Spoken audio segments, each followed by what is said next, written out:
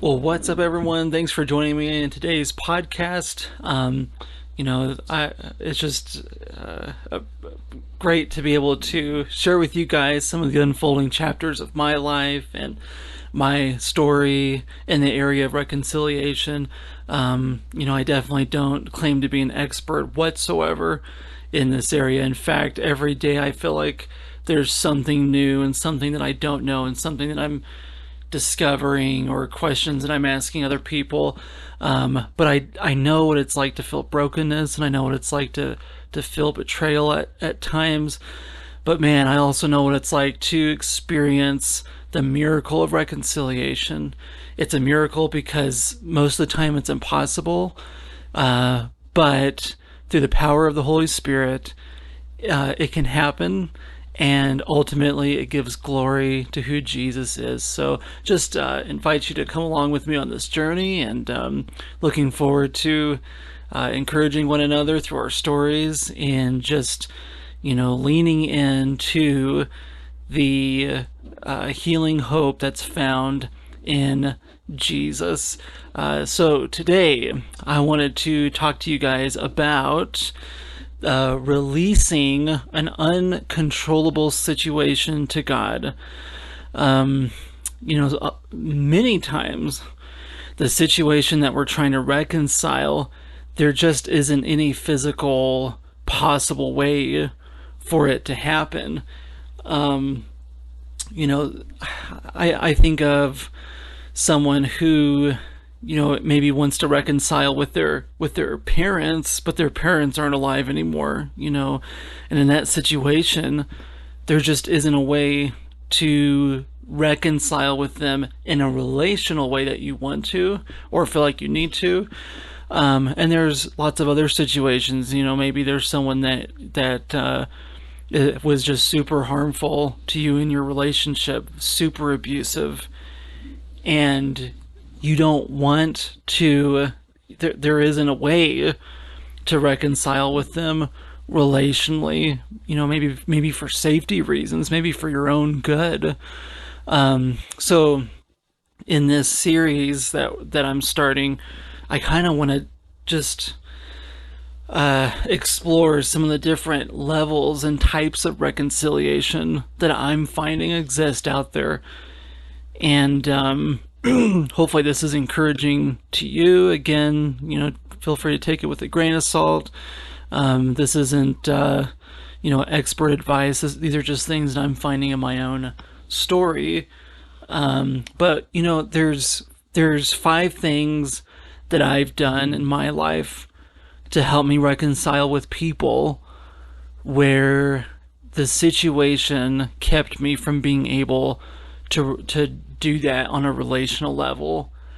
So just wanted to share those with you. Hopefully it's encouraging. But the first one is, tell God how the person made you feel. Your experience and what you went through is totally valid.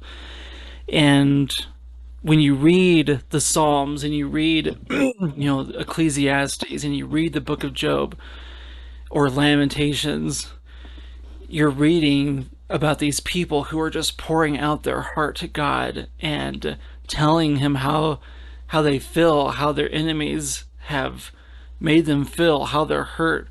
And there's something powerful about just expressing that to God. I think for me, it's easy to bottle that stuff up because I think to myself, well, God already knows my heart. God already knows how I feel.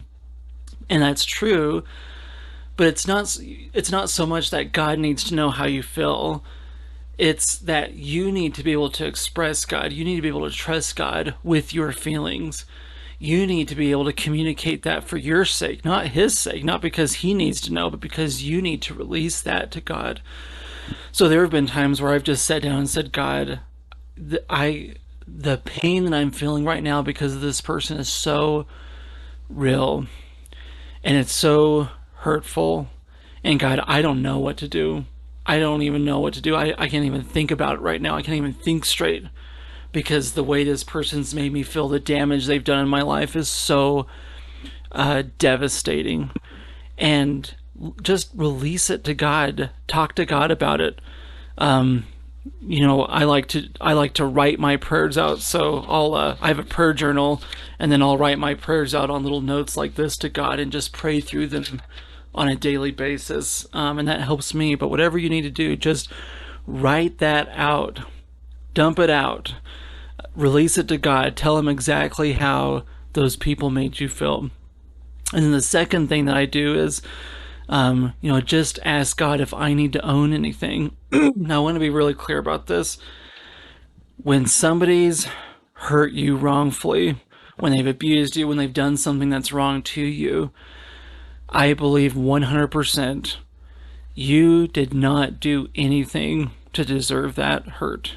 That is 100% on them. And if anyone tries to tell you, well, maybe you had a part to play in that, that person's totally off. When someone has done something devastating to you, how that person made you feel was not right. Okay, so when I say ask God if you need to own anything, I'm not talking about, Lord, did I play a part in the reason I was abused? Do I play a part in the reason that I was treated this way? Don't let the enemy twist that. Okay, what I'm talking about is sometimes out of those experiences that we have, sometimes stuff kind of bubbles over, and we may react in ways that aren't really that healthy. Um, I'll give you a really simple example, but if you just had a horrible day at work, your boss was a jerk, your coworkers were idiots, your customers were just mean, and you feel all that tension and emotion, and then you go home to your family and then let them have it. That's not super healthy, right? So I know for me personally, when I've dealt with hurt in my life, it's easy to have that hurt manifest itself in different actions or behaviors or even mindsets. It's easy to, feel like I have a victim mindset where, woe is me, the world hates me, I am no good to anyone, I'm never going to amount to anything. So, so recognizing maybe some not so healthy behaviors of how you think about yourself, or how you think about others, or how you treat other people, or how you pursue certain things. Maybe those are the things that you just need to ask God to say, Lord, is there anything in my life that I've reacted to that may not be healthy? Is there anything that I need to own in this situation? Have I been treating my children poorly because of the way my parents treated me? It just, whatever that looks like, just be honest with God. And I know that's hard to do when you're hurting. That's the last thing you want to do, but let God just search your heart. Let him just work through you. Let him bring to light those things and let him heal you from those things. The third thing that I do is I trust God with the condition of the person's heart. Now, the reason I say this is because I don't know about you. Maybe this isn't you. But when someone hurts me, I'm always questioning why they did that. Like, why would they do that? What were they thinking? Why would they feel the need to do that? This is so wrong. They must have had an agenda. It must have been because of what I said to them 2 years ago. Whatever that looks like, I think it's really easy for us to question their heart, to want to know what was at the root of their heart, to know the condition of their heart. And I think of this verse in 1 Corinthians chapter 4, verse 5, where Paul says this. He says, don't make any judgments about anyone ahead of time before the Lord returns, for he will bring our darkest secrets to light and will reveal our private motives. So in other words, God knows their heart. We don't. We may never know their heart. And when I'm honest with myself, I have to ask the question, is that really what's important? knowing why the person did what they did, and if I allow myself to go there in a healthy way, I start to just come up with these thoughts that really don't do anything for me. I'm just thinking about how bad the person is, and how horrible of a person they are. And that doesn't mean that.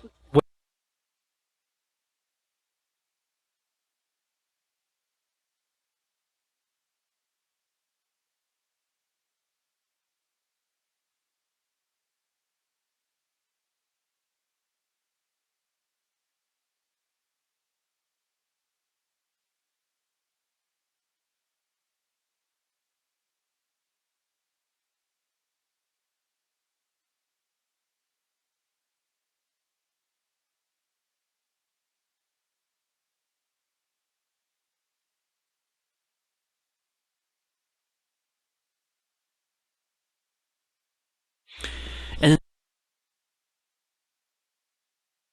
in this is unpack what you've gone through with another person. Now you can do this in any situation, even if there is a chance that you can reconcile with the person, or whether you can't. But just connecting with someone else and sharing with them what you're going through, what you're feeling. I recommend connecting with either maybe a Christian counselor or a pastor who specializes kind of in this area of reconciliation, but just talk to them about it. I think for me, it's easy to think that all the hurt that I've gone through, all the damage that's happened to me, it's all kind of in my head, and it hasn't affected people in a way that it did me, which makes me think, well, am I looking at this the wrong way? Did I have a part to play in this? Do I need to defend myself in something? And I find just sitting down with someone who cares and telling them your story and getting it out in the open, and having them listen to you, and having them kind of talk through those things with you is super helpful. I have talked to people who did that with maybe abusive parents who had passed away, and they're stuck with all that damage that's happened, so they've been able to kind of unpack those things with someone who knows how to navigate that with them. So really encourage you guys, talk to someone about it, unpack those things with another person. Don't let them get stuck up in your head, but get them out, let them go free, bounce them off someone else that you can trust. Like I said, Christian counselor, pastor, a trusted friend, but unpack that with another person. And then the last thing that I do, and this is really hard, but I ask God for daily strength to forgive that person. And maybe it's not a daily prayer, but it's definitely a repeated process of just me saying, God, ooh, I feel those feelings coming up again. I feel that anger. I feel that bitterness coming up. God, I need your strength in this moment to continue to forgive that person, because what I'm learning about forgiveness, and if you want to know more about forgiveness, and read it from just a person's point of view who's gone through brokenness and hurt and stuff, I highly recommend Lisa TerKeurst's book on forgiving what you can't forget, because it's such a raw, honest story of where she's been at in life, and all the things that she's had to go through, and how she's wrestled with unforgiveness and stuff. So if you've struggled with forgiveness, I highly recommend that book, Forgiving What You Can't Forget, by Lisa TerKeurst. But I think in the book it talks about forgiveness isn't a one-time thing. It's not something that it's not a one-time event and then you're done, you've forgiven that person, but it's a continued journey, it's a process. And almost the majority of the time, we don't have the strength to do it.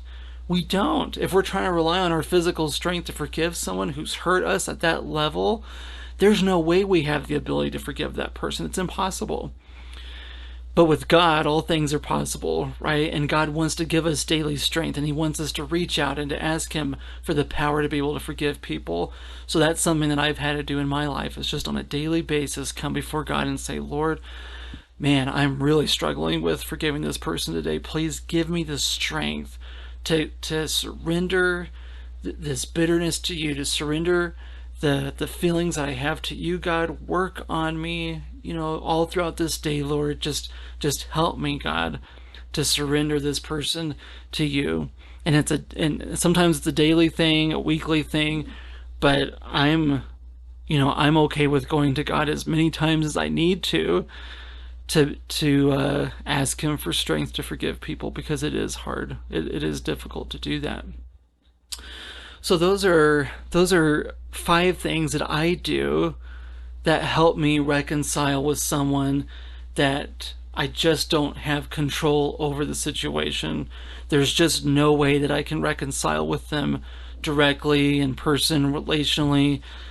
It's just not possible. So in this situation, there is this sense of you're reconciling with the person by giving it to God, by reconciling to God. And that's been a tremendous healing in my life, and it's allowed me to experience God's peace in my life in so many different ways. So I hope that's encouraging to you. I know in some cases, if you're the one that's trying to initiate reconciliation, sometimes the person that you're trying to connect with won't want to. Maybe you won't want to reconcile with the person. Maybe you're that person that's like, you've got the barriers up and you're like, no, I don't want to reconcile with this person. I have no interest. But if that's the case, if you're trying to reach out to someone, if you're trying to make amends, in the next podcast, we'll talk a little bit about what it looks like to release an uncooperative person to God and find a sense of reconciliation in that situation. So thank you guys for joining me in today's podcast, and I look forward to seeing you in the next episode.